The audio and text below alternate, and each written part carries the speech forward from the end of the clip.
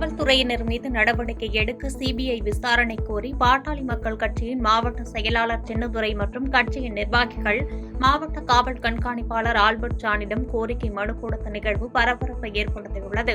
தூத்துக்குடி மாவட்டத்தில் போதைப்பொருள் கஞ்சா விற்பனையை முற்றிலுமாக ஒழிக்காமல், போதைப்பொருள் குற்றவாளிகளை கைது செய்யாமல், குற்றவாளிக்கு ஆதரவாக செயல்பட்டு போதைப் பொருளுக்கு எதிராக குரல் கொடுப்பவர்கள் மீது பொய் வழக்கு போடுவதாக காவல்துறை மீது நடவடிக்கை எடுக்க சிபிஐ விசாரணை கோரியும், போதைப்பொருள் வைத்திருந்ததாக பொய் வழக்கு பதிவு செய்து சிறையில் இருக்கும் தனது மகன் மீது போடப்பட்ட வழக்கு குறித்து சிபிஐ விசாரணை கேட்டு தூத்துக்குடி மத்திய மாவட்ட பாட்டாளி மக்கள் கட்சியின் மாவட்ட செயலாளர் சின்னதுரை மற்றும் கட்சியின் நிர்வாகிகள் மாவட்ட காவல் கண்காணிப்பாளர் ஆல்பர்ட் ஜானிடம் கோரிக்கை மனு கொடுத்தனர்.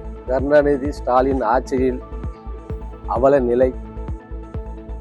பாட்டாளி மக்கள் கட்சியின் மாவட்ட செயலாளர் மகனுக்கு இந்த நிலை. மது ஒழிப்பு மருத்துவர் ஐயாவின் கொள்கை பற்றி 22ஆம் தேதி ஆர்ப்பாட்டம் பண்ணினோம். மது வழக்கு ஜூடி மேடம் தான் எடுத்து இந்த பொய் வழக்க போடுறாங்க. நானும் பெட்டிஷன் எல்லாரும் கொடுத்தாச்சு. யாரும் முதலமைச்சருக்கும் அனுப்பியாச்சு, தலைமைச் செயலகத்துக்கு அனுப்பியாச்சு. எல்லா ரெக்கார்டும் என் கையில இருக்கிறது. இதுவரை எந்த விசாரணையும் பண்ணல. இன்றைக்கு புதுசாக வந்திருக்கும் எஸ்பி ஜான் பீட்டர் அவர்களுக்கிட்ட எனக்கு சிபிஐ விசாரணை வேணும் அப்படின்னு கேட்டுக்கொள்கிறேன். 10 ஆண்டு கால பாஜக ஆட்சியில் அம்பேத்கருக்கு எதிராக என்ன செய்தோம் என்பதை தாவக தலைவர் விஜய் சுட்டிக்காட்ட வேண்டும் என பாஜக தலைவர் அண்ணாமலை தெரிவித்துள்ளார். கோவை விமான நிலையத்தில் பாஜக மாநில தலைவர் அண்ணாமலை செய்தியாளர்களை சந்தித்தார். அப்போது பேசிய அவர், ஒரு மனிதர் அவர் வகிக்கக்கூடிய பொறுப்புக்கு ஏற்றவாறு பேச வேண்டும் எனவும், இன்றைக்கு துணை முதலமைச்சர் உதயநிதியின் நடவடிக்கைகளை தமிழக மக்கள் பார்த்துக் கொண்டுதான் இருக்கிறார்கள் என கூறினார். பாஜக இல்லாமல் எங்களுக்கு வாய்ப்பு கொடுங்கள், நாங்கள் உங்களுக்கு ஒரு பொருளாதாரத்தை கொண்டு வருகிறோம் என கூறுவதற்கு எதிர்க்கட்சியிடம் ஒன்றுமே இல்லை எனவும், தமிழ்நாட்டிற்கு இத்தனை திட்டத்தை கொண்டு வருவேன் என்று 40 எம்பிக்களும் பேசியிருக்கிறார்களா என்றார். இல்லை என குற்றம் சாட்டினார். மேலும் நடிகர் விஜய் தமிழக அரசியலை உற்று கவனிக்க வேண்டும் எனவும், 10 ஆண்டுகளாக அம்பேத்கர் சொன்னபடி அரசியல் செய்து நாட்டு மக்களுக்கு நல்லது செய்தது யார் என்பதை அவர் சுட்டிக்காட்ட வேண்டும் என்றார். 10 ஆண்டு கால ஆட்சியில் ஒரு இடத்திலாவது அம்பேத்கருக்கு எதிராக நாங்கள் நடந்து கொண்டோமோ என்பதையும் அவர் சுட்டிக்காட்ட வேண்டும் என்று வலியுறுத்தி பேசினார். நடிகர் விஜய் அவர்கள், தமிழக வெற்றி கழகத்தினுடைய தலைவர் அவர்கள், அவருக்கு தெரியும் அவர் உட்கார்ந்து அரசியலை பார்க்கணும், உன்னிப்பா பார்க்கணும். இத்தனால கொஞ்சம் சினிமால பிஸியா இருந்தாங்க. அதனால 10 ஆண்டு காலம் மோடி ஐயா அவனுடைய ஆட்சியை சரியா கவனிச்சாங்களான்னு தெரியல. இப்ப அரசியலுக்கு வந்திருக்காங்க, அதனால அவர்கள் கவனிக்கணும்.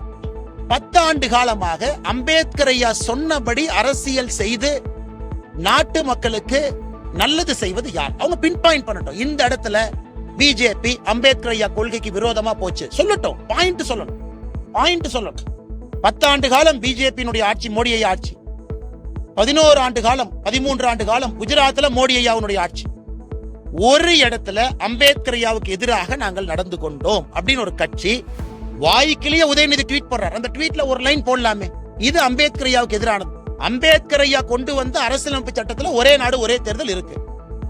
அதைத்தான் 1968க்கு பிறகு திரும்ப கொண்டு வர்றோம். இது எப்படி அரசியலமைப்பு சட்டத்துக்கு எதிராக இருக்கும்? ஏன்னா அம்பேத்கர் ஐயா கொண்டு வந்த சட்டம் தானே.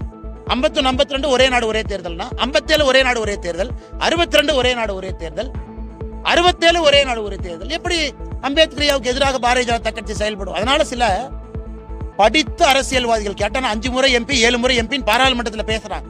உங்களுக்கு நான் கேட்க விரும்புறேன், அப்ப ஒரே நாடு ஒரே தேர்தல் பாரதிய ஜனதா கட்சி கொண்டு வந்தால் அது அம்பேத்கர் ஐயாவுக்கு எதிராக எப்படி சொல்லுவீங்க? அம்பேத்கர் ஐயா சொன்னது தானே செய்யறோம். கோவை விமான நிலையத்தில் செய்தியாளர்களை சந்தித்து பேட்டியளித்த மகாராஷ்டிரா ஆளுநர் CP ராதாகிருஷ்ணன், அம்பேத்கர் புகழ் இந்த மண்ணில் நிலைத்து நிற்கும் என கூறினார். கோவை விமான நிலையத்தில் மகாராஷ்டிரா ஆளுநர் CP ராதாகிருஷ்ணன் செய்தியாளர்களை சந்தித்து பேட்டியளித்தார்.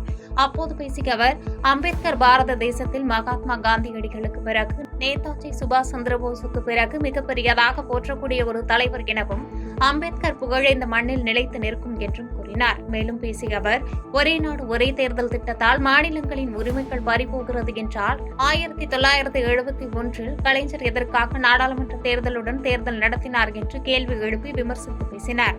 மேலும் தமிழகம் எதை நோக்கி சென்று கொண்டிருக்கிறது என்பது தெரியவில்லை. குண்டுவெடிப்பு குற்றவாளி பாஷா ஊர்வலத்தில் அரசியல் தலைவர்கள் கலந்து கொள்கிறார்கள் எனவும் கூறினார்.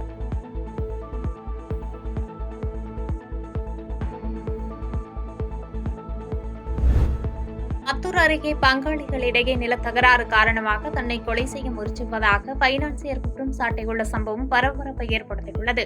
கிருஷ்ணகிரி மாவட்டம் போச்சம்பள்ளி அடுத்த மத்தூரை சேர்ந்த சென்னையன் என்பவரை இளைஞர்கள் கத்தியால் வெட்டி கொலை செய்ய முயற்சித்துள்ளனர். இதில் பலத்த காயமடைந்து நிலை குலைந்த அவரை அருகில் இருந்தவர்கள் மீட்டு மருத்துவமனையில் சிகிச்சைக்காக அனுமதித்தனர். இந்த நிலையில் தங்களுக்கும் தங்களது பங்காளிகளுக்கும் இடையே நில தகராறு காரணமாக ஏற்கனவே தன்னை 2 முறை தாக்கிய நிலையில் மத்தூர் காவல் நிலையத்தில் புகார் அளித்தும் நடவடிக்கை இல்லை என்று வேதனை தெரிவித்ததோடு தற்போது மீண்டும் கூலிப்படை வைத்து தங்களது பங்காளிகள் தன் மீது கொலைவெறி தாக்குதல் நிகழ்த்தியுள்ளனர் என்று குற்றம் சாட்டினார்.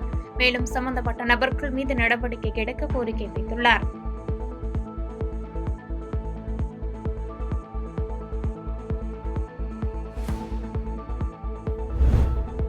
மணல் குவாரிகளை போன்று கல் குவாரிகளையும் அரசை நடத்த வேண்டும், மணல் குவாரிகளை தமிழக அரசு திறக்க வேண்டும் உள்ளிட்ட பல்வேறு கோரிக்கைகளை வலியுறுத்தி கட்டுமான பொருட்களின் தொடர் விலையேற்றத்தினை கண்டித்தும் வருகிற ஜனவரி 7ஆம் தேதி நாமக்கல்லில் மாநிலம் தழுவிய போராட்டத்தில் ஈடுபட போவதாக தமிழ்நாடு நெடுஞ்சாலைத்துறை ஒப்பந்ததாரர்கள் கூட்டமைப்பு அறிவித்துள்ளது. கட்டுமான பொருட்களின் விலை உயர்வு தொடர்பான அவசர ஆலோசனைக் கூட்டம் சென்னை தியாகராய நகர் GRT ஹோட்டலின் தமிழ்நாடு நெடுஞ்சாலை ஒப்பந்ததாரர்கள் கூட்டமைப்பு நிர்வாகிகளின் சார்பாக நடைபெற்றது. அதன் பிறகு சென்னை பத்திரிகையாளர் மன்றத்தில் செய்தியாளர்களை சந்தித்த தமிழ்நாடு நெடுஞ்சாலை ஒப்பந்ததாரர்கள் கூட்டமைப்பின் மாநில தலைவர் திரு சங்கு, மூலப்பொருட்களின் விலையேற்றம் இல்லாத போதும் திடீரென்று ஜல்லி, எம்சன் போன்ற கட்டுமான பொருட்களின் விலை அதிகரிப்பதால் தொழில் கடுமையாக பாதிக்கப்படுகிறது என்று குற்றம் சாட்டியதோடு தொடர் விலையேற்றத்தை கண்டித்து வருகிற ஜனவரி 7ஆம் தேதி முதல் நாமக்கல்லில் மாநிலம் தழுவிய போராட்டத்தில் ஈடுபட போவதாக அறிவித்தார். ஏற்றிக்கொண்டே இருக்கிறார்கள். இதனால் சாலை பணிகள் முடங்கி இருக்கிறது. மழை நேரத்தில் வேலைகளை வேகமாக செய்ய சொல்லி, சாலைகளை செப்பனிட சொல்லி தமிழக அரசு எங்களை வலியுறுத்தினாலும் விலையேற்றத்தின் காரணமாக எங்களால் வேலை செய்ய முடியவில்லை. ஆண்டுக்கு ஒரு முறை விலையேற்றாமல் ஒவ்வொரு 6 மாதத்துக்கு விலையேற்றுவதால் அரசுக்கு நிதி சுமை அதிகமாகி எங்களுக்கும் போதிய விலையை நிர்ணயிக்க முடியாமல் தமிழக அரசு தவித்து வருகிறது.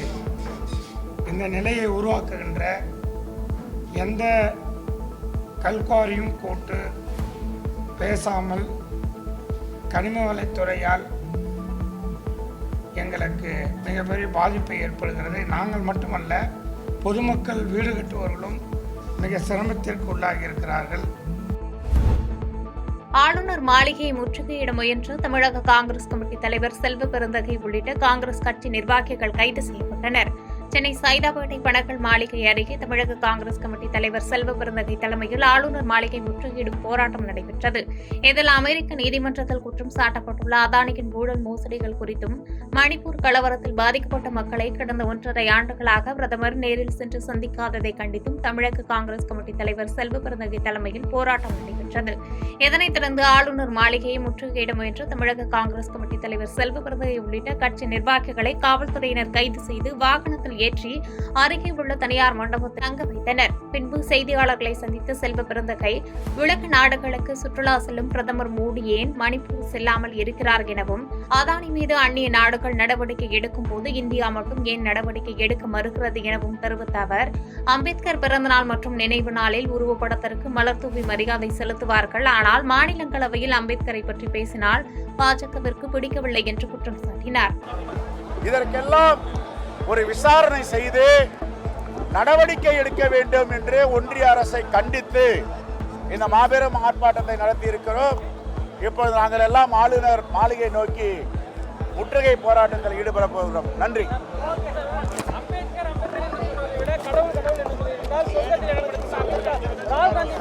பாபா சாஹேப் அம்பேத்கரை பாஜகவும் RSS தொடர்ந்து புறக்கணிக்கிறார்கள்.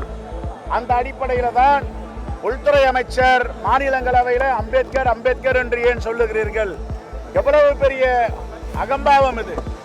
இந்த தேசமே ஏற்றுக்கொள்ளக்கூடிய தலைவர் பாபா சாஹேப் அம்பேத்கர் அவர்கள். அவருடைய நினைவு நாளிலும் பிறந்த நாளிலும் அவருக்கு மலர் தூவி விட்டு அவர் பெயரை சொல்லுவதையே குற்றம் என்று சொல்லுகிறார்கள் என்றால் இதுதான் உண்மையான பாசிச RSS. நாடார் சங்க நிர்வாகிகள் தன்னையும் தன் குடும்பத்தாரையும் கொலை செய்ய கூலிப்படைக்கு 15 லட்சம் பேசி 7 லட்சம் முன்பணம் கொடுத்ததாக முன்னாள் நிர்வாகி காவல்துறை இணை ஆணையரிடம் புகார் அளித்துள்ளது பரபரப்பை ஏற்படுத்தியுள்ளது. சென்னை தண்டையார்பேட்டை நேதாஜி நகர் பகுதியைச் சேர்ந்த சங்கர்லிங்கம். இவர் திருத்தங்கல் நாடார் உறவின் முறை தருமபாண்டு சங்கத்தில் சுமார் 20 ஆண்டுகளாக உறுப்பினராக இருந்து வருகிறார். இந்நிலையில் 23 ஆண்டு காலமாக முறைகேடு மற்றும் நிர்வாக சீர்கேடுகள் சங்கத்தில் நடைபெற்றுள்ளதாக சங்கரலிங்கம் பல துறைகளுக்கு புகார் அளித்துள்ளார். இதனால் ஆத்திரமடைந்த சங்க நிர்வாகிகள் சங்கர்லிங்கம் குடும்பத்தாரை கொலை செய்வதற்காக 50 லட்சம் ரூபாய் கூலிப்படையினர் கேட்க அதற்கு சங்கத்தின் நிர்வாகிகள் மறுப்பு தெரிவித்து 15 லட்சம் விலை பேசி இறுதியாக அதற்கு அட்வான்ஸாக 7 லட்சம் ரூபாய் கொடுத்துள்ளதாகவும் இதற்காக வீடியோ இருப்பதாகவும் பரபரப்பு பேட்டியளித்தார். மேலும் தங்களது குடும்பத்தாருக்கு பாதுகாப்பு அளிக்க கோரி வழக்கறிஞருடன் இணை ஆணையர் அலுவலகத்தில் புகார் அளித்தார்.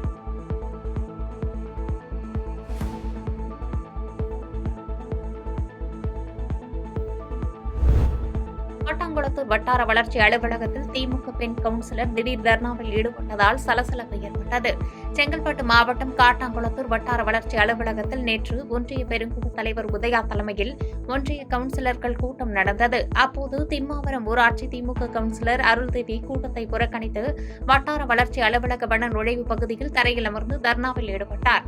வட்டார வளர்ச்சி அலுவலர் பாபு, திமுக கவுன்சிலர்கள் உள்ளிட்டோர் போராட்டத்தை கைவிடக் கோரியும் அதை மறுத்த அருள்தேவி தன்னிச்சையாக செயல்படும் திம்மாவரம் ஊராட்சி தலைவர் மீது நடவடிக்கை எடுக்க கோரி 30 நிமிடத்திற்கு மேலாக தர்ணாவில் ஈடுபட்டார். அப்போது திம்மாவரம் ஊராட்சி தலைவர் நீலமேகம் அரசு இடத்தில் சொந்த நிதியில் குடிநீர் சுத்திகரிப்பு நிலையம் அமைத்து தனிநபர் பெயரை வைத்துள்ளார்.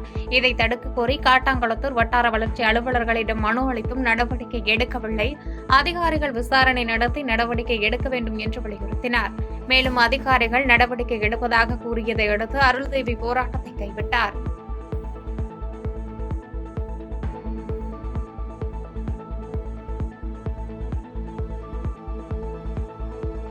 பாதகம் செய்பவரை கண்டால் நாம் பயங்கொள்ளலாகாது பாப்பா. மோதி மிதித்து விடு பாப்பா, அவர் முகத்தில் உமிழ்ந்து விடு பாப்பா.